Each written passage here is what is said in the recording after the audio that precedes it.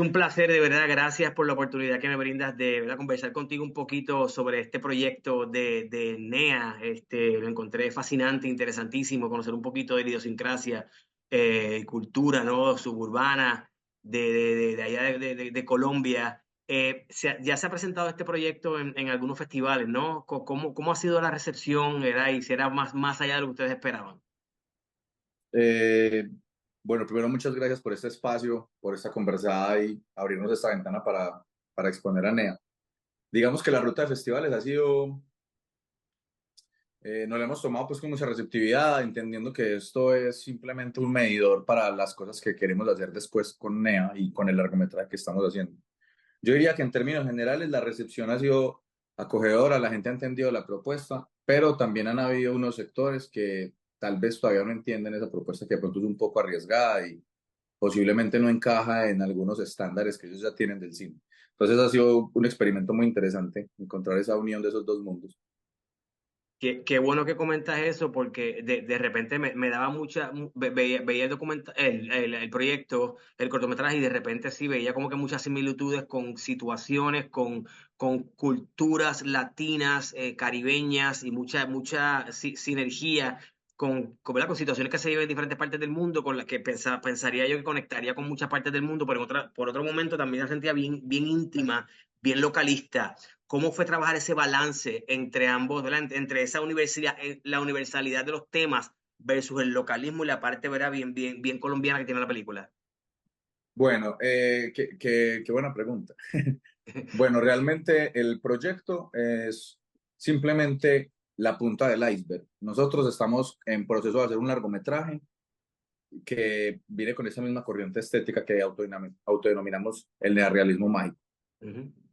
Hace 4 años, cuando empezamos a hacer el universo del guión, eh, estábamos un poco asustados por lo que representa el cine latinoamericano normalmente, como por sus estereotipos y sus arquetipos. Entonces, como que lo más fácil era simplemente no hacer una película de esas mismas temáticas, Ujú. ¿cierto? Era como lo obvio, evadirlo. Claro.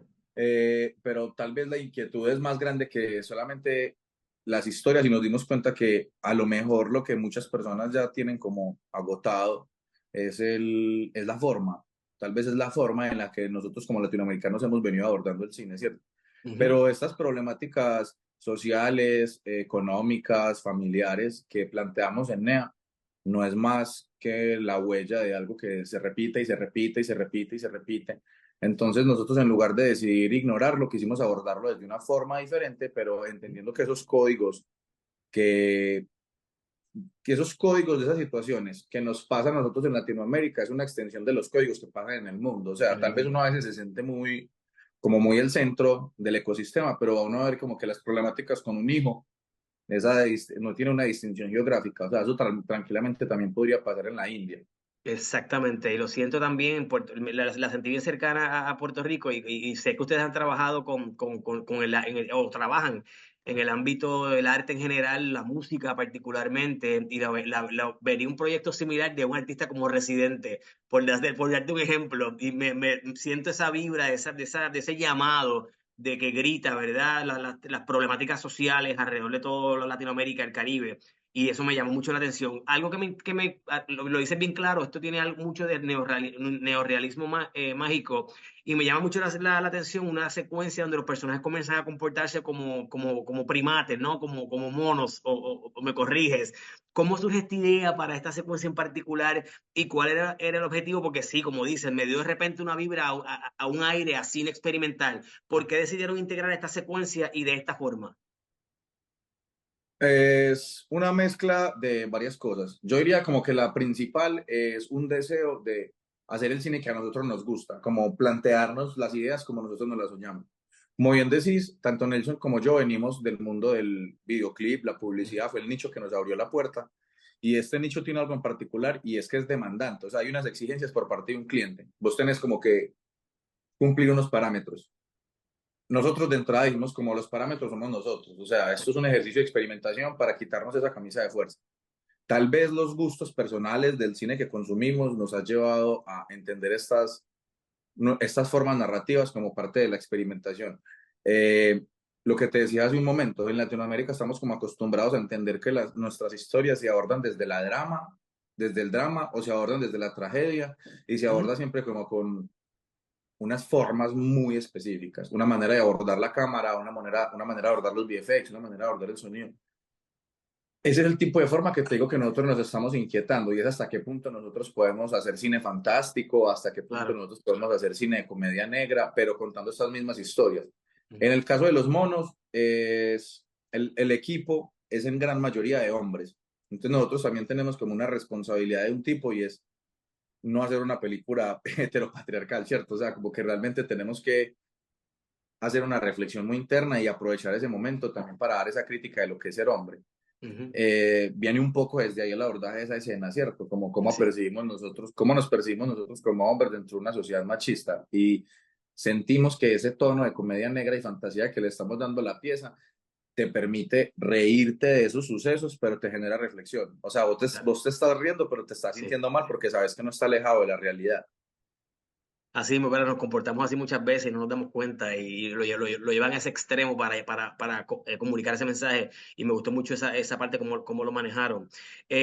Otro detalle que me gustó mucho de Nea es cómo es bien straightforward, cómo le habla directamente el personaje, literalmente a la cámara, rompiendo esa barrera de la cuarta pared. ¿Era esa la intención directamente como que ser in your face, en tu cara directamente? ¿O cómo, o sea, habla un poquito sobre esto, sobre cómo fue o sea, cuáles fueron los retos de esto y cuál es el objetivo principal de hablarle directamente a la cámara, a la audiencia?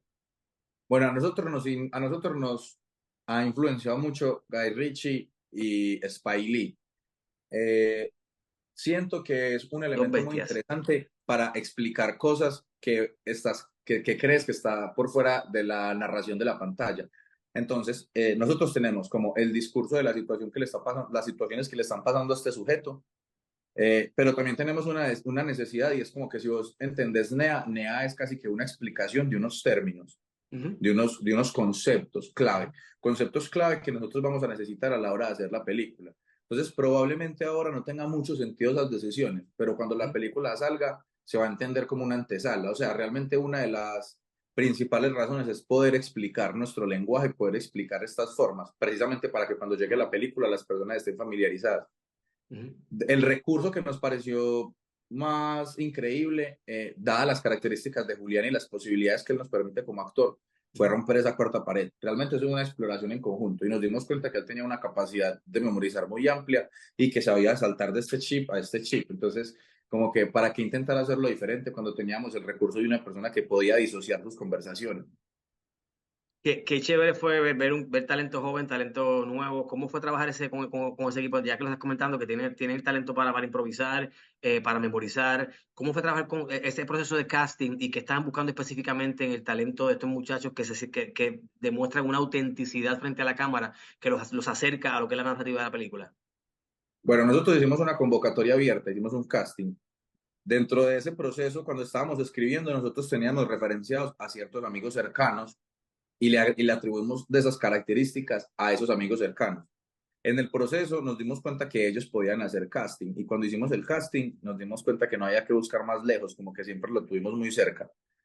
En el caso de Franco, que es la persona que está herida en la parte de atrás, Ujú. él es un cantautor colombiano. Ok, Entonces, si bien él no tiene experiencia en cine, sí tiene experiencia en estar frente a cámara. ok. Anthony, que es la persona que está asistiendo al herido, él es un actor con formación. Entonces él era el único de la escena que tenía formación, entonces nos servía como un termómetro. Él nos ayudaba a llevar el ritmo, sabía cuándo hacerlos pausar o cuándo impulsarlos hacia adelante. Y en el caso de Julián, que es Peluche, la persona que está conduciendo, él no es actor de formación, pero él es amigo de mi infancia. Entonces, Ok, como que en todo mi proceso académico, él siempre estuvo muy cerca de una cámara y lo llevamos grabando mucho tiempo. Entonces, mira qué bien. él lentamente fue perdiendo el sentido de pudor. Entonces, es una persona que se normalizó demasiado a estar delante de la cámara. Lo demás es su increíble talento y las cosas que él sabía hacer. Tiene una capacidad de aprenderse la música muy rápido. O sea, un álbum sale y se lo aprende mañana. Entonces dijimos como, es una buena persona para poder darle muchos diálogos porque tiene esa capacidad de retener información. Entonces, como que el principal deseo de nosotros con los actores es tratar de encontrar actores que no tengan formación, que no necesariamente tengan que actuar de ellos mismos, pero que tengan cierto carisma y aproximarlo con actores con formación para crear ese termómetro que te digo y que entre ellos se jalen. Tal vez estos actores profesionales encuentren en esa naturalidad de los actores cierta frescura y los actores no profesionales van a encontrar en los actores profesionales Ujú. como esa fuerza que los va a impulsar y un rumbo a seguir. Pues hicieron tremendo trabajo, mi tiempo se terminó, te agradezco infinitamente, ya estoy loco por ver Nea en un largometraje y los demás proyectos que tengan, ya sea en conjunto, ¿verdad? Colaborando como directores ambos o de forma independiente, así que súper agradecido y tienes nuestro apoyo desde acá de Puerto Rico, hermano, un fuerte abrazo y bien agradecido porque traes proyectos diferentes, pero que nos acercan como países latinoamericanos, así que gracias. Gracias a usted por el espacio, hermano, y ahí estén pendientes de Buscando América. Claro que sí, un abrazo. Un Gracias. abrazo.